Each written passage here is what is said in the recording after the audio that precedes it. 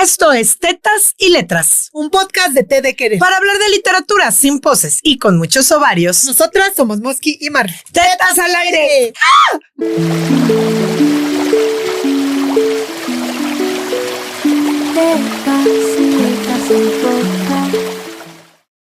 Muy bien. Oye, hubiésemos traído palomitas. Eso estaba pensando. Me lleva la chingada. Basta de compartir un cerebro. Lo hubiéramos pensado hace media pinche hora. Hoy vamos a hablar de libros palomeros sin palomitas. Bueno, la verdad es que nos íbamos a estar escupiendo aquí las palomitas. Igual no está padre. No, y seguro se escucha en el micrófono. Pero está padre. Palomitas. Está padre porque son palomitas para los libros palomeros. Bueno, pero saliendo vamos por palomitas. Sí, saliendo vamos por unas palomitas. A mí me gustan de caramelo. ¿A ti? No, me gustan saladas. A las Ponemos normales. Michi. Va. Pues vamos a hablar de libros palomeros. ¿Qué son libros palomeros, Mosqui? A ver, ¿cuál es tu definición? Es que creo que es lo mismo con las películas. Ajá. Esas historias que no te cambian la vida. No hay un antes y después de que los ves, los lees, los digieres. Pero te entretiene, pero te hacen feliz, Sí. pero son un ratito de disfrute, solamente eso, de disfrute. Como que está muy en boga esta idea. No está en boga. Yo creo que siempre se ha creído que la literatura tiene que ser para gente muy culta, que la literatura te tiene que cambiar la vida, que los libros tienen que ser un parteaguas en tu existencia. Y se nos olvida que la literatura también tiene que ser divertida, tiene que ser lúdica, tiene que ser un ratito que te haga feliz, porque pues para estar angustiados tenemos la vida entera. Y a la verdad a mí me gustan los dramonones y estas cosas, pero también de vez en cuando me gusta apagar el cerebro un ratito y en el cine o en las series o en los libros disfrutar de cosas más ligeras. ¿O no te pasa que a veces te avientas una racha de 4, 5 libros, todos así bien azotados y llega un momento que tu cerebro dice, güey, ya, dame chance un ratito? Ahora, yo no sé tú cómo has llegado a los libros que nos vas a compartir hoy, pero yo a casi todos he llegado por accidente. No he llegado pensando, ay, voy a leer algo ligero, pero he llegado a ellos y he disfrutado mucho este proceso. También estos libros que pareciera que porque son ligeros, entonces son de segunda categoría o no están muy bien escritos o como que son chafas. Yo los 3 que traigo me parece que están muy bien escritos. Lo que pasa es que son ligeritos. Ajá. Pero no por eso están pedorros. No, es que palomero no quiere decir que es un mal libro o una mala película. Quiere decir que quizás no necesitas pensar tanto. Quizás solo te tienes que dejar llevar por lo que el narrador te cuenta. Y no puede uno leer a Dostoyevsky todo el día, güey. Exacto. O sea, 6 horas al día sí, pero el resto del día pues ya lees algo más ligerito. Cuando propusiste el tema, yo lo primero que pensé fue los libros que a mí me gustan mucho de novela negra. Porque me gustan muchísimo y entonces he leído muchos de esos, pero entonces me puse un autorreto porque me encanta hacerme la vida difícil de no traer ninguno de esos, porque me parecía la salida fácil. Y en esta categoría de palomeros, yo voy a meter a Agatha Christie, por ejemplo. Yo la amo con todo mi corazón de lectora de novela negra, pero claro que es palomera, ¿no? Son entretenidos y por algo casi todos sus libros se han llevado al cine. Libros y series y películas y obras de teatro. Sí, yo creo que es una de las autoras que más se ha representado en otro tipo de formato. Luego dije, a ver, novela negra pero más contemporánea. No, pues que Carmen Mola. Dije, no, porque eso lo leo mucho. Voy a ponerme el reto de que no. Y además, de buscar novelas a partir de ahora, también he estado tratando de buscar novelas donde el detective no sea un güey torturado, exalcohólico o alcohólico, divorciado al que no dejan ver a su hijo. Ajá. O sea, la novela negra que se sale del cliché también me parece un reto. Creo que tú traes una, pero lo saqué porque creo que deberíamos de dedicarle un episodio completo a la novela negra. A Agatha Christie, a los que leíamos de chavos y a los que hay ahora. Entonces, lo saqué, pero sí me parece que son palomeras, ¿no? Sí, porque al final creo que tiene que ver con que son libros que te entretienen, que te permiten fugarte un ratito de la realidad y pasártela bien. Sí, a mí me pasó con un libro que no traje hoy, pero que me acuerdo que no podía parar de leer, súper palomero, que luego hicieron la película que se llama Gone Girl, que la película es con Ben Affleck. No, creo que no la he visto. No, es de una chava que se pierde. El libro, yo me acuerdo que no podía parar de leer, pero luego tampoco podía decir, qué buen libro. Ninguna de las dos. Entonces, pero nos pasó con el caso Harry Quebert. Creí que lo traías. No, al final no, porque pues, ese es el libro que todo el tiempo mencionamos, pero quería más bien hablar de libros que nunca hemos mencionado. Sí, yo también traigo de esos, pero creo que todos los de esa categoría podrían entrar en palomeros.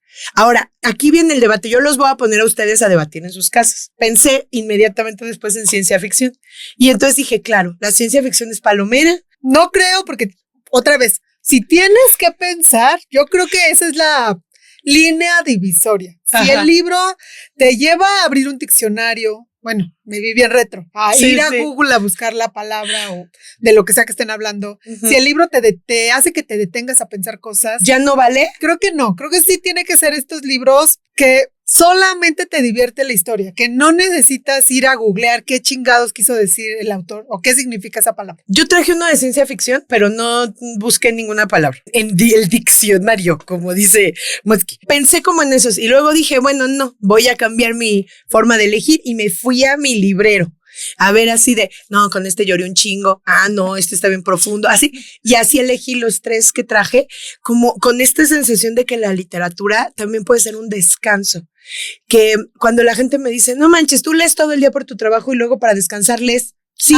Pero es diferente. Exacto, porque leo lo que a mí se me da mi regalada gana. Y creo que hay libros como este que no te tienen que aportar nada. No me cambiaron la vida ni reflexioné algo profundísimo, pero me entretuve o hasta lloré, porque también puede ser palomero de llanto. Por supuesto, creo que tiene que ver con que a mí no me gusta, por ejemplo, los libros llamados de autoayuda, porque lo que no me gusta es que me quieran dar una moraleja. Que quieran que yo al final diga, ay, sí es cierto, ya no voy a ser un ser humano culero. Pues si soy, güey, ¿qué hago? Así soy. Así es, y aparte está muy bien y todos debemos de tener un rango emocional, ¿no? Entre ser culero, ser buena onda, llorar, reír. No creo que ningún libro, por más que te levantes a las 5 de la mañana y seas de este club famoso, te vaya a ser millonario. Y tampoco creo que un libro, el que sea, te vaya a quitar los defectos que ya traes o tu forma de ser, cualquiera que sea. Así es. Ahora, saqué mis libros palomeros favoritos de la vida porque ya he hablado de ellos. Me dolió, pero pues no podía traer a Andy Weir, por ejemplo. Obviamente, el Project Hail Mary es un libro palomero, ¿o no? Sí es. Ay, qué hermosa. Bueno, entonces me costó trabajo, es más como sacar que meter. Descubrí que leo muchos libros palomeros o que yo considero palomeros porque aparte a mí me gusta mucho la ciencia ficción. Entonces leo muchos de esos así de extraterrestres y así me encantan. Y que al final mi reflexión es que no es cierto. Que al final incluso esos libros que son palomeros, que son para que te diviertas, sí te dejan pensando Tú cosas. También llegaste ahí. Sí te dan a reflexionar si dices, no mames, sobre todo el último que te traigo. Ajá. Yo también llegué a esa conclusión con los 3, porque los 3 al final mi reflexión era, oye, pero sí está profundo. O sea, está de risa o lo que sea, pero sí está profundo. Bueno, pues vamos a empezar. ¿Con qué empezamos, Motsky? Pues el primero que te traigo se llama La habitación de Jonas Karlsson. Jonas Karlsson es actor y escritor sueco, tiene 55 años, está guapo, muy guapo, vayan a buscarlo. ¿A poco? Sí. Sobre todo actúa, tiene 2 libros, pero como actor sí tiene varios premios, tanto en teatro como en televisión. Ok. Es famoso en Estocolmo y tiene 2 libros que es Historias de Estocolmo, que son cuentitos, y este que se llama La habitación, que está muy interesante y muy chismoso. Lo traje sobre todo porque The Guardian, que ya hablamos de The Guardian en TikTok, los invitamos a que vayan a ver eso, dice de esta novela: se clasifica en las categorías de comedia, tragedia, peculiar, profundo, triste, ligero, tonto, mito urbano e inclasificable. Chinga. Pues también las tragedias griegas entran ahí. Es un libro sencillo sobre casi nada, sin referencias a nada externo a sí mismo, sin un tema ni un estilo grandioso. Como Seinfeld. Ándale. Creo que por eso me gustaron. Ajá, a ver. Bueno, pues la historia es de Bjorn, que es un burócrata. Ay, todos se llaman Bjorn en los libros. Yo creo que allá es Juan. Ajá. Yo creo que por allá Bjorn es Juan. Sí. O sea, ¿qué pedo? Bueno, Bjorn es un señor cincuentón que yo creo, porque eso no te lo dice, es una primera persona. Él te está contando y él es súper soberbio. Se cree más inteligente que todos los demás, siente que todos son pendejos. Y cuando empieza el libro te dice, bueno, es que Me senté a platicar con mi jefe y me dijo, Bjorn, ya lograste todo lo que podías hacer en esta empresa. Vuela más alto, cabrón, ¿no? Y lo corre. Y lo corre. ¡Ah, no mames! Pues no lo corre, lo manda a otro lugar de la misma empresa, pero pues es un complejo muy cabrón. Y llega a este lugar nuevo, no conoce a nadie y dice, ay, otra vez lidiar con una bola de pendejos. Lo que está muy divertido son las reflexiones de él. Y lo ves como llega a esta nueva oficina, llega a su cubículo y al principio no pasa gran cosa. Y un día, en lo que anda revisando y viendo a la gente, criticando a todo el mundo, descubre una habitación que está al fondo. Están todos los cubículos y al fondo hay una habitación. Se da cuenta que nadie le presta atención al cuartito ese, abre la puerta y encuentra algo que no les voy a contar. Ok. Y a partir de ahí, todos los días en algún momento se mete a ese cuarto. Todo parece ir bien. ¿Y tú no sabes a qué? Sí ¿O sabes, sí sabes? porque él te lo está contando. Ok. Su voz, entonces él sí te cuenta lo que Sí, la que no sé soy pero yo es porque que no me lo quieres si quemar. les cuento, pues ya qué chiste tiene. Sí. Pero donde empieza el conflicto es que los compañeros dicen, chinga, ¿qué hace ese cabrón ahí parado haciendo nada? Porque todos los demás no ven la habitación. Solo la ve él. Me quedé así, Está bien padre porque como lectora, tú sí ves lo que hay adentro del cuarto. Tú sí sabes lo que está haciendo él ahí. Y ellos. Y ellos no. Pero como él es este tipo soberbio, mamón, insoportable, engreído, tienes la duda de si sí existe ese espacio o si el güey ya se piró. Y todo el tiempo te tiene en esta incertidumbre de no saber qué pedo. Y pues está muy divertido. Sacaron la película, también vi la película, sale mi adorado Juan Jamón. ¿A poco? Sí y no, les recomiendo muchísimo. Sí y no. Sí sale Juan Jamón. No se ve guapo porque lo caracterizan de Bjorn. De hecho, ni se llama Bjorn, no recuerdo ahorita el nombre. Ajá. Le ponen un nombre gringo, pero pues se ve feo.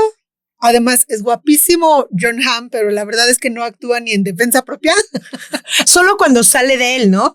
Pues siempre porque sale de él. Tiene muchos personajes que son idénticos a él. Siempre sale de él y en esta pues intentan que no salga de él y no le sale. Y entonces la película se vuelve sosa porque lo más divertido de la novela es escuchar la voz de él, los pensamientos donde está pendejeando a todo mundo. Y pues en la novela eso no pasa. Ay, ¿me la prestas? Muy aburrida, sí. Por cierto, me la regaló Serena. De veras, Serena, voy a poner ya así un estante todo completo. No. Un estante completo en mi librero así de libros que me ha regalado Serena porque tengo un chingo. Y que regala grandes libros, Serena. Ajá. Si no fuera por ella, no conocería a grandes autores. Sí, porque te regala cosas que no conoces, ¿no? A mí también me ha regalado muchos muy buenos. Y pues me gustó mucho el libro, me reí, me gustó mucho el personaje, a pesar de que es un tipo insufrible, pues tú lo quieres abrazar, quieres apapacharlo, quieres decirle, no estás loco, Bjorn, mira, te abrazo un ratito. Más cuando ya sabes que es Juan Jamón. Ya, eso ayuda bastante. Ajá. No es cierto, porque fíjate que en la novela, bueno, no sé si lo dicen o yo así construí mi personaje en la cabeza, pero según yo no es un tipo guapo. No, pues debe ser un güero sin chiste. Es un tipo bastante simplón, pero pues ya en mi corazón es Jon Hamm. Ajá. Entonces se pone padre, sí. Pero no, de veras es un librazo, está muy divertido y te cambia la vida, no lo sé. Pero sí me parece que las reflexiones a las que te llevas son muy interesantes porque a mí me parece que habla de esta necesidad del mundo de encajonarte en un lugar, de que seas igual a los otros y que creo que de eso habla, seguramente ya vieron la serie de La Oficina. Bueno, yo vi la británica, la gringa no la vi, la mexicana la amé, me he reído un montón y creo que de eso se trata. De que todas las personas que conviven en un mismo espacio, en este caso una oficina, pues tienen personajitos muy marcados y como que en el momento que te sales de ahí ya no encajas y pareciera que estás loco. Creo que de eso habla la novela y creo que el autor trata a su personaje con mucho amor porque se burla de él, pero también te hace entender que es un personaje que sufre porque está solo, tratando de sentir paz en este espacio en donde no se encuentra bien porque considera que nadie tiene algo que ver con él. Y creo que todos en algún momento de la vida nos hemos sentido así. Sí, que no encajas, que no perteneces. Creo que de eso se trata el libro, pero esa es una reflexión a la que llegué mucho después. En el momento solo me reí un montón. Creo que es de esos libros que cuando estás muy triste o con muchos conflictos, te puedes sacar un ratito de tu conflicto o de lo que sea que traigas ahí atorado. Anotémoslo en una lista de libros para cuando estés triste. Porque si estás bien triste y lees Hamnet, güey, te suicidas, cabrón. O sea, ajá. Entonces, sí, creo que está bien padre. Y queremos hacer algo, así que les vamos a pedir su ayuda. Porque hablando de este libro, Mosquillo, el otro día, decíamos que no hemos leído tantos libros que sucedan en oficinas, que nos parece un tema interesante, como este o el de Amelino Tomb de Estupor y Temblores. Entonces, si ustedes conocen libros que sucedan dentro de ambientes de oficina, godines y así, yo digo que podríamos planearlo para el estreno de la segunda temporada de La Oficina. Bueno. Y que saliera, ¿no? O sea, y vean La Oficina. A mí me parece un gran ejercicio de comedia mexicana. El que sigue, este libro me sacó carcajadas y eso no es fácil. O sea, carcajadas de no mames que esto está pasando.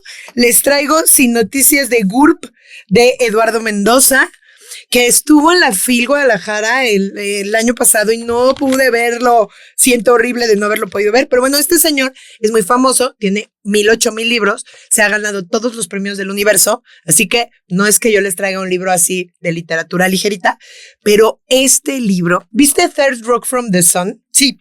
Bueno, hagan de cuenta que es Third Rock from the Sun, pero en español, en Barcelona. Son un par de extraterrestres que llegan a la Tierra exactamente en el año 92 a Barcelona, que es cuando van a empezar los Juegos Olímpicos, ¿no? De Barcelona. Por alguna razón, su nave espacial se descompone y aterrizan en la Tierra. Estos extraterrestres tienen una capacidad de mimetizarse con lo que quieran. Ellos se pueden convertir en objetos, y en humanos también. Cuando llegan a la Tierra y conocen a los humanos, ellos pueden adoptar la imagen de quien quieran. Pero para adoptar la imagen de algo tienes que haberlo como visto.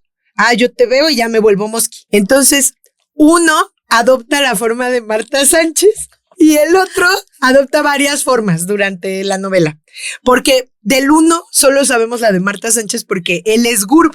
Y GURP se pierde en la primera página. Llegan, se convierten en algo y luego GURP desaparece. Entonces el libro se llama Sin Noticias de GURP porque el otro güey se la pasa todo el libro buscando a GURP. Pero en Barcelona, a punto de empezar los Juegos Olímpicos, y ellos no saben nada de las costumbres humanas. Es tan divertido porque el güey no sabe que hay que pagar con dinero las cosas, no sabe que la comida que es, o sea, no entiende nada. A mí me recuerda los de Third Rock from the Sun, porque las situaciones son completamente absurdas. Y que es divertido porque tú sí entiendes.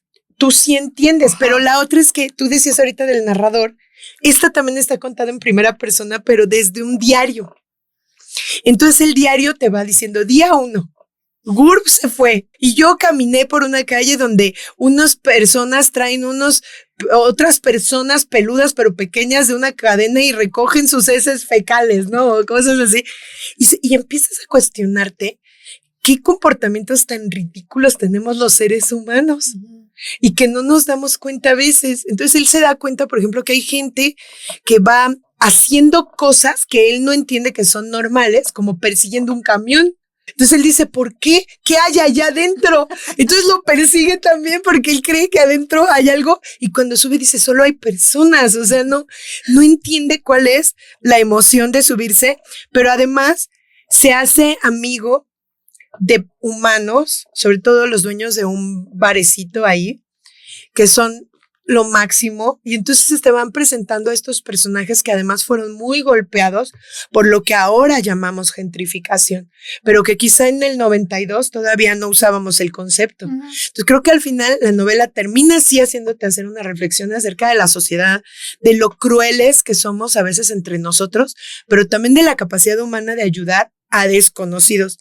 El humor de este señor, yo nunca lo he visto en vivo, lo he oído en algunas entrevistas, pero no parece tan chistoso. O sea, se ve como un señor así, señor X, ¿no? O sea, en las entrevistas no es gracioso. No, y no mames lo que escribió. O sea, es que tiene los mejores chistes del mundo. pasan cosas que no puedes evitar reírte. Yo sí lo considero un clásico de la literatura contemporánea de humor, porque aparte hay poca, o sea, en esta categoría hay muy poca, y yo valoro mucho la ligereza y la frescura con la que habla de cosas bien cabronas, pero no es tan ligero como yo pienso. O sea, ya que pasa el tiempo dices, no manches, o sea, de esto se trata, y sí dice cosas bien cabronas. En la parte de adelante, en su cintillo, decía, novela corta, satírica y delirantemente cómica. Y yo me acuerdo que me había causado mucha gracia cuando lo leí. A mí me lo regaló mi hermano Rafa en mi cumpleaños. Y entonces yo, cuando leí eso, dije,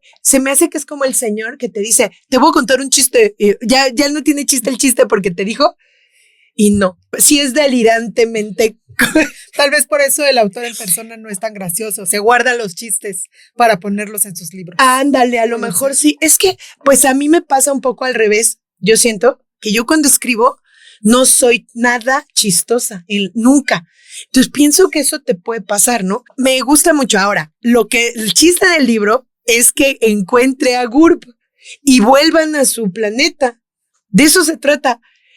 Yo quiero que lo lean y descubran qué pasa, porque esa es la otra. Tiene una sorpresa que uno hace así. ¡Oh! Y eso también me gusta mucho de los libros, cuando el libro porque tú crees que eso va a pasar como Alf, ¿no? Ajá. O sea, como E.T., güey, ¿no? Llega, vive, disfruta, así, se larga.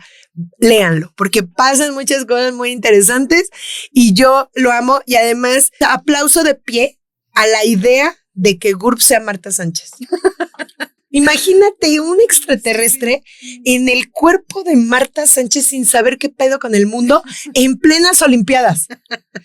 Güey, todas las posibilidades son infinitas y él le sacó jugo a cada una. Ya, lo amo. Lo amo mucho. El que te traigo se llama Si viviéramos en un lugar normal, de Juan Pablo Villalobos.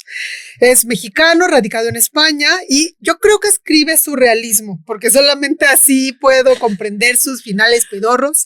Ay, sí están pedorros, pero sus novelas son buenísimas. Sus novelas son maravillosas. Ya publica en Anagrama, como les dije, vive en España, en Barcelona, me parece que vive. Y yo he leído varios libros suyos. Mi favorito va a ser siempre Fiesta en la Madriguera, sí, que también tiene un final de qué pedo. Y hay película. Hay película, sí, te conté. Pero yo no la he visto. Está bien papi, el que sale del papi, está bien papi. Ah, porque es Rulfo, ¿no? Sí, sí, ya. Ya me acordé de todo, güey. Esta sería como mi segunda novela favorita de este señor, porque sí he leído varias. Me gusta mucho porque pues es muy divertida, es como este libro que nos acabas de contar. O sea, yo me reía así de que me dolía el estómago de tanto reírme, sí, de las cosas que dice. Y a mí me gustan mucho estos narradores que te cuentan algo terrible, algo que no debería causarte gracia y que no puedes evitar reírte, porque es una risa diferente, es como una risa culposa. No la puedes controlar, porque es muy gracioso lo que estás leyendo, pero el trasfondo está horrible. Y Juan Pablo Villalobos siempre habla de México, habla de los conflictos que hay aquí, habla del hambre, de la miseria, de la guerra, pero siempre... El narcotráfico. Siempre sacándote una carcajada, que al final te lleva a la reflexión de... No mames, ese es mi país, ahí vivo. Ahí donde se están muriendo de hambre, donde tienen que ver a cuál quesadilla le cabe más queso. Yo vivo ahí, todo está de la chingada, pero al final creo que también tiene que ver con que él es mexicano. Y los mexicanos eso hacemos, nos reímos de nuestras propias tragedias, porque si no, no sobrevivimos, porque si no, nos moriríamos, sobre todo en este pinche país donde todo nos está cargando el carajo. No me voy a meter más en eso, pero todo está de la fregada. Pues a veces lo único que queda es reírnos un poquito. Sí. Y bueno, narra la historia de un adolescente llamado Orestes, al que le dicen Oreo. Que también es un gran nombre, güey, o sea. Es que todos, porque el papá, les voy a leer tantito, dice, mi papá nos presentó pronunciando con orgullo nuestros fabulosos nombres griegos: Aristóteles, Orestes, Arquíloco, Calímaco y Electra. En lugar de una familia parecíamos el índice de una enciclopedia. El papá es profesor de civismo. Ajá. Y es súper grosero. El libro empieza diciendo unas palabras totototas. Les iba a traer el inicio, pero dije, no, es demasiada grosería. Sí me acuerdo. Y pues la mamá y el papá se pelean horrible y pasan muchas cosas alrededor, y de lo que te habla es de esta familia con un montón de hijos, ya oyeron todos los hijos que son, y pues cómo sobreviven al hambre y a las tragedias que les ocurren, porque les ocurren cosas bien cabronas, Sí. y para salir de la miseria se meten en conflictos todavía peor. Pero de repente dice cosas que a mí me resultan bien subrayables. Miren, les traigo este cachito que dice: nosotros conocíamos muy bien la montaña rusa de la economía nacional a partir del grosor de las quesadillas que nos servía mi madre en casa. Incluso habíamos creado categorías: quesadillas inflacionarias, quesadillas normales, quesadillas de evaluación y quesadillas de pobre, citadas en orden de mayor opulencia a mayor mezquindad. Mi madre apagaba la lumbre, abandonaba el comal y nos entregaba una quesadilla a cada uno. Esa era su visión de la equidad: ignorar los desajustes del pasado y repartir los recursos a partes iguales. Y yo, pues me conecté con mi propia historia. También. Yo pienso, sí veo a mi mamá, que les he contado alguna vez seguramente, que las cáscaras de la papa las preparaba y con eso hacía unas quesadillitas que me acuerdo, que aparte son una se delicia. me vuelven a antojar, pero que hoy pienso que seguramente era para lo que tenía, darnos unas quesadillas de cáscara de papa, y de eso habla Juan Pablo Villalobos en esta novela. Además, la historia transcurre en 1987. Esto es importante por dos cosas. Una, si son contemporáneos, Sí. se conectan con Nuestra todo lo infancia. que se va presentando. Y dos, es cuando ocurre la devaluación, bueno, varias devaluaciones, y es cuando más se nota el problema económico en el que está sumido el país, y sobre todo este lugar que nos cuenta Juan Pablo, que está terriblemente, o sea, la situación es terrible, pero la forma en que sus personajes lo resuelven es muy divertida. Y pensaba, ¿realmente tiene finales terribles? Quizás no es. Son los únicos que puede tener. Exacto, creo que no tiene que ver con que no sepa, porque eso pensaba. Yo creía, bueno, es que quizás no sabe cómo acabar sus libros, es que quizás no hay manera de acabar esas historias, porque todas son tan terribles, el trasfondo está tan de la chingada, que lo único que puedes hacer es darle un final así, porque otro sería catastrófico, porque además pienso, no lo sé, ojalá un día pudiera tener esta conversación con él, pero pienso que si ya te aventaste a escribir algo así de doloroso, con ese tono tan irónico, tan divertido, pues lo único que te queda es cerrar con algo que no deje a tu lector queriendo morirse. Creo que por eso escribe esos finales. Necesita darles ese toque surrealista. Bueno, además México y mexicano. Sí. Obvio tiene que ser surrealista, porque si no, insisto, ¿cómo sobrevives a tanta tragedia? Pero sí es un libro que me hizo reír muchísimo y que al final sí me quedé como, ¿qué pedo que leí? Yo ese libro nunca me sé cómo se llama, pero le digo el de las quesadillas. El de las quesadillas, el de las sandías. Las sandías. Porque pasan muchas cosas. O sea, hay una vaca voladora, Ajá. pasan muchas cosas mágicas que no les puedo contar porque les quemo, pero léanlo, está bien divertido. En general, Juan Pablo Villalobos tiene un tono muy interesante entre crítica social y sarcasmo, ironía. Me gusta mucho. Queríamos conocerlo, ahora vino a la Feria del Libro de Coyoacán y de verdad todo nos salió mal. Se nos fue la onda. Se nos fue la onda y no lo vimos. Aparte es una historia muy chistosa porque hicimos planes así de a tal hora, pero ahí viene no sé quién y nos cubre y vamos a poder ir y y luego el día se nos fue, entonces llegaba gente a visitarnos y que firme el libro y que esto, que lo otro, y se nos fue la onda. Como, pon tú que era a las 5 de la tarde la presentación, no lo tengo tan claro, y ya como a las 7:30, 8, Juan Pablo Villalobos, si no lo conocen, es un tipo que trae el pelo chino, así como un micrófono. De repente estoy haciendo algo en el stand, volteo, veo a un muchacho que no era Juan Pablo Villalobos, pero veo a un muchacho así con su afro y recuerdo que le digo a Marlene, sí, así nada más fue así de, ¿qué tienes? No fuimos a ver a Villalobos. Fue horrible. Y luego el día siguiente pasó enfrente del stand, así enfrente de mí, y no supe qué decirle como groupie, güey. O sea, me encantaría entrevistarlo. Tengo muchas cosas que preguntarle. Porque aparte sí hemos leído muchos de sus libros, ¿no? Sí. Muy bien. Esa es una recomendación imperdible, ¿eh? O sea, este libro y la madriguera. Pues que yo creo que todos sus libros, lo que pasa es que, insisto, a mí los finales no me terminan de gustar. Creo que ya entendí por qué. Pero todos sus libros son muy buenos, con todos te ríes un montón. Hay que leerlo, me parece que Villalobos es de lo mejor que hay en nuestro país actualmente. Bueno, yo ahora traigo a mi adorada Siri Husbeth de mi corazón y traigo un libro de ella del 2011 que se llama El verano sin hombres y a mí me parece una novela muy interesante porque trata de un tema profundo, ahorita les cuento, pero es ligerita y coincidió cuando yo la leí con la época en la que Mosqui y yo empezamos a bordar. Entonces, en esta novela sucede cosas con mujeres que bordan y yo encontraba ahí una relación muy interesante. A mí me gustó mucho la novela, pero me parece que es eso, que es una novela que habla de algo bien cabrón, pero que me la imagino como película de Hollywood, protagonizada por Julia Roberts sin pedo. Okay. Sin pedo, así.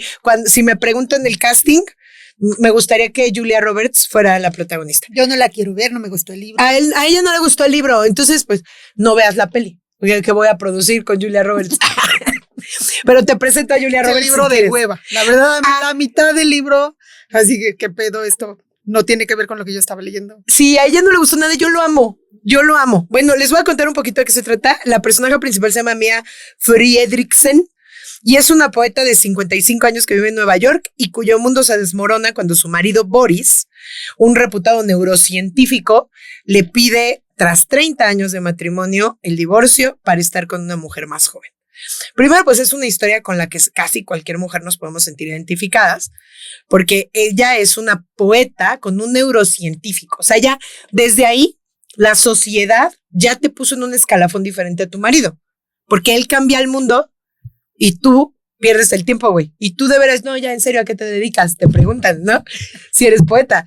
Entonces, desde ahí está el pedo. Y luego, que a una mujer de 55 años la dejen por una mujer menor, aunque sea 2 años menor, o sea, te debe pegar. Claro, esta es mucho menor. Es una muchachita. No se pone celosa, no. Le da una crisis nerviosa del nivel de que la tienen que internar en un hospital psiquiátrico. Pues ya que la internan y la dan tratamiento, luego ella sale y decide, en vez de regresar a su vida en Nueva York, que aparte ya no existe, esa vida ya no existe, irse a su pueblo natal en Minnesota a pasar ese verano con su madre. Díganme si no es el inicio y que podría ser Reese Witherspoon. Es un gran inicio. O sea, la novela tiene un gran inicio. Hasta la mitad del libro es maravilloso. Es que a mí sí me gustó todo. O sea, yo tengo que defenderlo porque a mí me gustó todo. Pero sí me parece que la premisa es muy universal. No, y la premisa, o sea, lo acabas de decir, cualquier mujer se conecta con eso. Dices, a huevo, yo he sido ella. Sí. Sin importar tu edad, sin importar tu edad. Entonces se va a este pueblito en Minnesota a pasar el verano con su mamá y las amigas de su mamá, que son un grupo de señoras de 90 años, 80, 90 años, que se autoapodan los cisnes y consigue un trabajo para darle clases de poesía a un grupo de adolescentes. Entonces se empieza a rodear de estas mujeres ancianas que lo han vivido todo y de estas muchachitas que están empezando a vivir, y ella es esta partícula que las une. Se trata de la falta de identidad de las mujeres casadas. Creo que eso es un tema importante en la literatura y que hemos hablado, que abordó Castellanos, y hablar de una mujer que ha vivido casada con un hombre, aparte famoso, durante mucho tiempo y de repente él ya no está. ¿Tú quién eres sin ese señor que te da identidad? A mí me parece aquí un momento importante para acotar que el esposo de Siri Husbeth era Paul Auster. Y yo sí creo que un poco la novela es un reflejo, digo, Paul Auster nunca la dejó, murió a su lado, pero yo sí creo que Paul Auster la opacó y que ella vivió a su sombra hasta hace 3 años que él falleció. Entonces yo creo que un poco su personaje refleja la impotencia de ser una mujer con el talento que tiene Siri Husbeth y vivir 50 años a la sombra de, pues quizá, el mejor escritor que ha dado Norteamérica. Y que seguro sí le debe haber hecho sus chingaderas. Fíjate que eso no sé, pero no sabemos. Si ustedes no tienen, o sea, dicen, ay, le quisiera dar un regalo a Marlene, no sé qué darle y así. Acaba de salir la nueva novela de Siri Husbeth, autobiográfica, donde cuenta su historia con Paul Auster, y yo me muero por leerla. Ahí seguro te vas a enterar. Ahí me voy a enterar, aunque dicen las historias alternas de la relación entre Siri Husband y Paul Auster, que de verdad parecieran la pareja perfecta, que estuvieron juntos toda la vida, les pasaron cosas terribles. Bueno, Siri Husband sigue viva, por suerte, y sigue escribiendo, pero les pasaron cosas horribles, incluyendo la muerte de su hijo y muchas cosas muy espantosas que han vivido juntos, y parecieran una pareja que fueron muy estable. Sin embargo, yo no creo que Siri no haya sabido lo que sabemos todos, que le decíamos la esposa de Paul Auster, cuando tiene 40 novelas publicadas. Entonces creo que eso sí se refleja en esta novela, pero creo que la segunda parte de la novela se trata sobre los universos femeninos. Por eso se extrae de la drama del marido y eso, y empieza a contarte la historia de estas mujeres que viven ahí, porque creo que los universos femeninos son lugares que han sido abandonados por la literatura y que cuando son abordados son interesantísimos, como lo que pasa en Mujercitas o con las hermanas de Jane Austen, ¿no? Con las hermanas Bennet. ¿Qué pasa cuando tú pones atención a los grupos de mujeres y les das esta capacidad de que se desarrollen más allá de la historia que estás contando? Y creo que eso sucede particularmente con los cisnes, que son estas mujeres viejitas, pero también con las muchachas. Y la otra, esa es una cosa muy personal. A mí esta mujer que a partir de la poesía y de la enseñanza de la poesía logra que jovencitas de 15 o 16 años se descubran a sí mismas y hablen de lo que les pasa. Me parece, a mí como maestra me toca en un lugar muy especial, que es el poder que tienes cuando le pones atención a un joven. Creo que muchos jóvenes dicen, es que los adolescentes y la chingada, y los juzgamos durísimo, pero de verdad te has sentado a hablar con uno de ellos, a escuchar a un adolescente, le has puesto atención, te ha importado lo que le pasa más allá de compararlo con lo que te pasó a ti. Le puedes cambiar la vida a alguien, le puedes salvar la vida a un muchacho. Creo que es lo que hace el personaje de esta novela. A mí me gusta mucho y me gusta mucho la liberación de descubrir que no eres tu matrimonio, que no eres el hombre con el que te casaste. Ahora, todo esto sucede entre viejitas que se les va el pedo, y entonces a mí me parece muy divertida porque la voz, la historia es muy trágica, pero la voz es muy irónica y se burla de todos, incluso de ella misma, y tiene una cosa que a mí me gusta mucho, que es que la narradora rompe la cuarta pared, literariamente, si eso existe, y entonces está contándote y de repente te dice a ti, ya viste que están bien pendejas, y yo lo he visto en pocos libros eso, y me pareció muy divertido. No es el libro más famoso de Siri Husband, tampoco es mi favorito de Siri Husband, pero sí me parece que para mí en ese momento que la leí fue un refugio, y me parece un refugio muy divertido, me reí mucho. Esa es mi recomendación de hoy. En general, mi recomendación es que se acerquen a Siri Husband, conozcan lo que esta señora hizo mientras un señor se hacía famoso, porque su literatura es sorprendente y muy pocos la conocen y la han leído. Finalmente, esta autora no la conocía, terminé de escuchar algo en Audible y dije, bueno, a ver, yo soy mucho en Audible de buscar cositas nuevas. Uh-huh. Porque pues ahí tengo la oportunidad de empezar a escucharlo, si no me gusta cambio a otro libro y no pasa nada. Generalmente busco hasta 3, porque generalmente empiezo y termino casi a la par. Empiezo 3 libros diferentes y uno es el que me jala más. Okay. A veces sí pasa que 2 ahí andan compitiendo, pero generalmente hay uno que es con el que me quedo, que digo, a ver, espérame, a este ya me picó, aquí le voy a seguir. Estaba leyendo otro, pero ya casi se me iba a acabar. Y dije, no, ya tengo que tener ahí, ¿no? La reserva, te da ansiedad. Ajá. Y me pasó lo que me gustó fue la portada. Es una portada verde con una mujer muy gorda, pelirroja, que está de espaldas, y el título es Bacon. Vi que era novela negra, que estaba escrita por una mujer, que se llama Anica Brunke, y dije, bueno. ¿De dónde es? Es española de Gran Canaria. Es que tiene un nombre raro, ¿no? Uh-huh. Sí, la verdad es que yo pensé, porque ahorita les cuento un poquito, yo pensé incluso que era, no sé, Suiza, o sea, a mí a eso me suena, el Anica sobre todo, uh-huh. ¿No? Que no sé, pero a eso me sonaba. Bueno, la escritora es canaria, nació en 1975, escribe novela negra, es colaboradora de la revista digital L&B Actual. Y le gusta mucho investigar sobre la mente de los criminales, pero sobre todo la historia oculta en Gran Canaria. Ok. Porque ella es de ahí, como que le gusta, como que escuchas Gran Canaria y piensas en sol, en mar. Sí. Y no, a ella le gusta ver este lado del que nadie habla, que es oscurito, que hay historias ahí rudas y que todo mundo se guarda porque pues Canaria piensas en fiesta, Ajá. colgorio. Y bueno, me fui a buscar sus entrevistas porque me llamó mucho la atención quién es esta mujer. Encontré una entrevista de 2025, le preguntan, ¿qué consejo le darías a alguien que quiere iniciarse en la escritura de novela negra? Que escriba y no escuche a nadie, que investigue, que recite en alto los diálogos, que se interese por presentar una historia que le interese a él o a ella.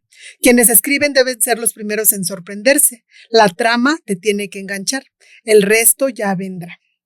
Bueno, el libro se llama Bacon. Les decía que yo pensaba que era de lengua inglesa u otra cosa, porque la personaje principal se llama Betty Mantecas. Y yo dije, claro, los españoles lo tradujeron así. Porque sus traducciones, güey. Y pensé que era Betty Bacon, porque el libro se llama Bacon. No. La personaje se llama Beatriz Mantecas. Y es esta mujer con mucho sobrepeso, la autora también. Es una mujer grande, de pelo súper cortitito, y no es la mujer que se pone acá sus mejores garras para subirse a un escenario, no. Es una mujer común y corriente, de talla grande, muy inteligente, y lo que ella quería era hacer una novela con personajes que se parecieran a ella físicamente. Qué interesante. Porque en otra entrevista que vi, dice que generalmente los personajes pues son mujeres delgadas, lo que decías al principio, ¿no? Ahí está muy estandarizado cómo tiene que ser el detective, cómo tiene que ser el asesino.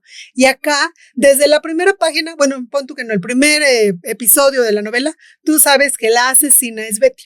Uh-huh. Un misterio como tal no hay. Okay. En la entrevista, la autora dice, es que yo quería que mis lectores dejaran de preocuparse por quién es el asesino. Eso me parece interesantísimo en la novela negra. Quería que lo supieran porque entonces ya se van a empezar a fijar en otras cosas y aquí va mi reflexión. Cuando yo metí esta novela para este episodio fue porque dije, pues está bien palomera, me divertí, desde el principio yo sabía quién era, no tiene mayor reflexión. Y fui a escuchar esta entrevista y lo que me dice la autora es, yo quería que te fijaras en todo lo demás. Quería que te dieras cuenta que mis personajes principales son dos mujeres, que es la detective y la asesina, con sobrepeso, y que el único hombre de la historia que existe no es como tal un hombre, es un hombre trans. Okay. El único hombre bueno, porque hay muchos hombres, pero el único hombre bueno de la historia, cabal, dice ella, es un hombre trans. Esta autora lo que hizo fue poner en esta novela que pareciera muy simple, uh-huh, todas aquellas cosas de las que ella necesita hablar, como por ejemplo la gordofobia, porque las dos personajes son gordas, pero la que es la asesina, pues le tiene mucho odio a la jueza. Y entonces todo el tiempo dice, esa gorda inmunda, ¿no? Que es algo que pasa mucho. Claro. A mujeres grandes criticando a las otras, ¿no? Picha gorda. Y este libro hace eso. Y te hace reír de algo que no te deberías de estar riendo. Porque además ella no debería estar haciendo esos comentarios. O sea, es como si yo criticara a la gente morena. Ajá. Pues de ese color eres. Sí. O a los chaparritos, no sé. O sea, y entonces ella hace eso. El burro hablando de orejas. Ajá, dicen. Y entonces es muy divertido esa parte, todo el tiempo te ríes, las reflexiones de ella, y aparte te va contando la historia. Son tres narradores, uno es Betty, que es la que te está contando, hay un narrador, no, me parece que son dos, el omnisciente y Betty que te cuenta, y cuando Betty te habla, te da recetas, porque ella es cocinera, es pastelera, uh-huh, y te da recetas y te va diciendo por qué le gusta ese pastel, a qué le recuerda, a qué sabe, está muy divertido.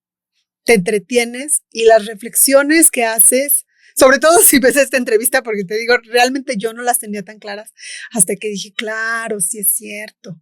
Te pone personajes que no son los comunes, te saca de lo que generalmente conoces y como ya sabes que ella es la asesina, solo tienes que empezar a escarbar qué está pasando alrededor y es muy divertido, me gustó muchísimo y además ahora creo que ya soy fan de la autora, me parece muy interesante lo que está haciendo. ¿Nos recomiendas ver la entrevista antes de leer el libro o nos lo va a quemar? No te quema nada, ¿no? O sea, no te quema nada porque te digo que desde el principio tú sabes cosas, pero sí, primero escúchenlo o léanlo, lo escuché y está muy divertido, también está muy bien leído. Eso también es importante. La autora dice que es una novela para normalizar un montón de cosas. Y la mejor parte es que viene una segunda. Bacon 2. Bacon 2. Dice que le llama mucho la atención que la gente se le acerca para decirles que amo a Betty. Y ella les dice, güey, Betty es la asesina, pero yo la amo. Eso habla bien de tu personaje. Claro. Y no es la primera vez que te pasa, ¿no? De amar a la asesina. Entonces sí está muy bonito, léanlo, por favor. Ay, lo voy a poner en mi lista, se me antoja muchísimo. Bueno, pues voy a cerrar con una autora que a nosotros nos gusta mucho porque la conocimos con otra novela. La novela de la que voy a hablar se llama No hemos venido a divertirnos. Y les traigo el tema, el nombre original, porque ustedes saben que mi noruego es fluido, como mi polaco y así. Se llama Vi skal ikke underholde. Así se llama en noruego. Y es de Nina Like, que es la autora de Estado del Bienestar. Hemos hablado de Estado del Bienestar en el podcast. Muchas veces. Sí, es un librazo. Yo es el libro con el que me desvirgué de los audiolibros, porque antes de eso yo nunca me había clavado en un audiolibro hasta que escuché Estado del Malestar. Esta novela la leímos este año, ¿no? Sí, porque la compré para llevármela a Chiapas. Ajá, y creo que es una novela que también parece muy ligera, pero que ya cuando escribí esto, dije, pues no está tan ligera, ¿va? Sí está palomera, pero no está tan ligera, no está tan superficial. Creo que es una novela muy profunda que habla sobre la cancelación. Lo que ahora está de moda pues nos cae mal a alguien o hace algo o nos dicen que hace algo porque no nos consta y entonces ahí sí todo el universo nos unimos para cancelar a esa persona y con las redes sociales es algo muy fácil. Entonces de pronto estamos viendo personas que están siendo corridas de sus empleos, sobre todo a figuras públicas. Hay varios casos, no me voy a meter en el debate, pero que fueron corridos de sus empleos porque alguien dijo que esa persona hizo algo antes de un juicio, antes de una cuestión legal, solo alguien lo dijo. Lo vivimos incluso con el Me Too y luego ahora ya se cancela todo mundo. O cancelemos a Angelita Aguilar, güey, la cancelamos. Y es algo fácil. Por cierto, es más fácil cancelar a Ángela Aguilar que a Cristian Nodal. ¿Quién sabe por qué, no? Porque de él sí siguen yendo a sus conciertos y todo, a él no lo cancelan. Bueno, pero eso ya se los dejo a ustedes y a su conciencia. El argumento de esta novela sigue a este personaje que no se llama, ¿cómo se llaman todos? Como el Bjorn. Este no se llama Bjorn, porque el de la otra sí, el del estado de malestar. Sí, el marido es Bjorn. Sí, este se llama Knut. ¿Cómo se pronunciará? ¿Nut? Supongo. A lo mejor la K es muda, como en no sé, pero se llama Knut. Y es escritor. Canuto, se llama Canuto. Los españoles, es más, la novela se llamaría Un día en la vida de Canuto. O algo así, ¿no? Bueno, es un escritor que tuvo un chingo de éxito 30 años atrás con una novela, pero que ahora ya nadie pela. Como pasa mucho, ¿no?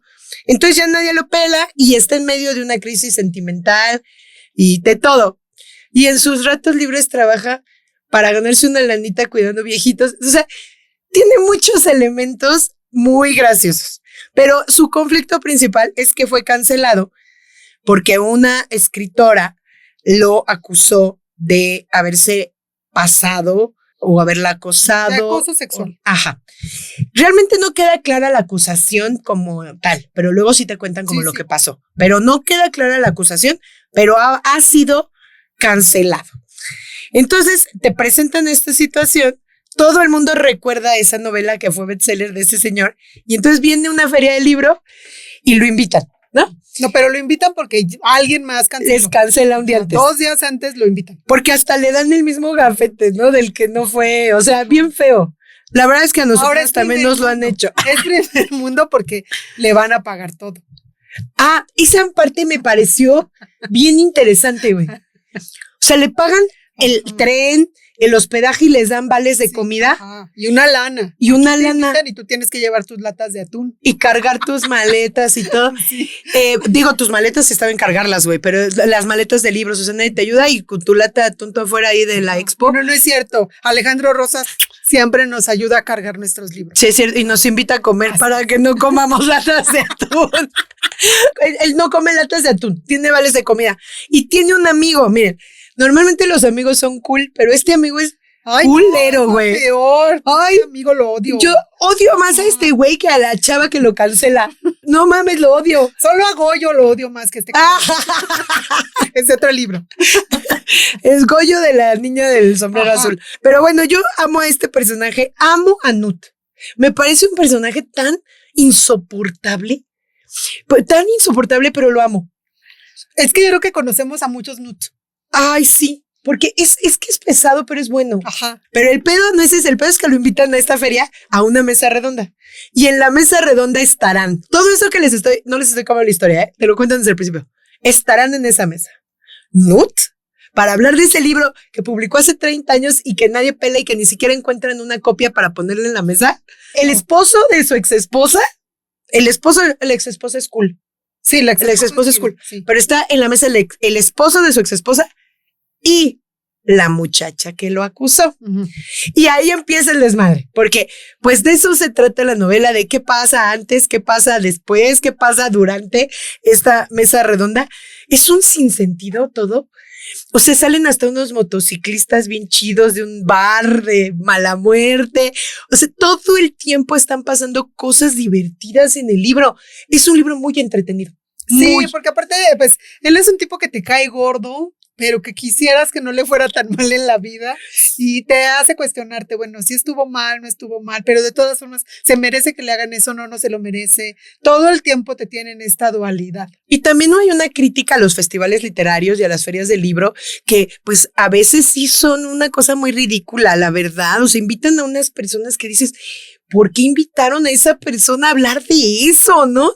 Y pasa. Entonces yo creo que Nina Like se burla de todo eso, pero lo hace con un estilo muy, muy mordaz y con el que te identificas. Yo me identifico con todos los personajes un poco y también creo que habla de un tema muy importante del que se habla poco porque da miedo hablar de él, que es de las falsas acusaciones. Existen y nos da miedo hablar de él porque entonces si yo hablo de eso ya no estoy siendo sorora porque yo te creo, hermana, y sí te creo. Pero entonces lo pones sobre la mesa y es un tema muy incómodo.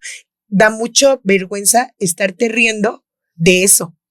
Y que al final a mí sí me pasó que yo sí le creía a él. Que creo que esa es la parte compleja. Hoy nos dicen, no, es que tú le tienes que creer a la víctima. Y sí. Pero ¿quién es la víctima? ¿Y quién es el acusado? Pero es un tema muy complicado que si lo sacas o sea, platicas de esto, la gente sí puede juzgarte muy duro y que el cancelado ahora seas tú, ¿no? Sí. Entonces creo que habla de eso y lo habla de una forma maravillosa. Nina Like es una escritora sobresaliente. Esa es mi última recomendación. Muy bien, pues ya acabamos. Oigan, cuéntenos cuáles libros palomeros les gustaron, qué nos recomiendan, qué más deberíamos incluir en esta lista. Sí, y recuerden que no todos los libros te tienen que cambiar la vida. Si un libro te hizo sentir bien un rato, si te hizo sonreír, si te hizo distraerte de lo horrible que a veces se pone el mundo, ese libro valió la pena. Y además yo creo que justo esos son los libros con los que deberíamos acercarnos a la literatura. Quizás si empiezas con La Odisea, vas a odiar para siempre la literatura, pero si empiezas con uno de estos, te vas a dar cuenta de lo divertido que puede ser. Bueno, pues ahí tienen 6 recomendaciones también por si quieren empezar a leer. Y si son muy, muy chavos, yo creo que el de Juan Pablo Villalobos no. Sí, seguro. Para niños no. No. Pero creo que sí son buenos acercamientos a la literatura. Pues muchas gracias, Mosqui. Me divertí mucho con nuestro concepto de palomero profundo. Sí. Síganos en todos lados, estamos como Té de Querer.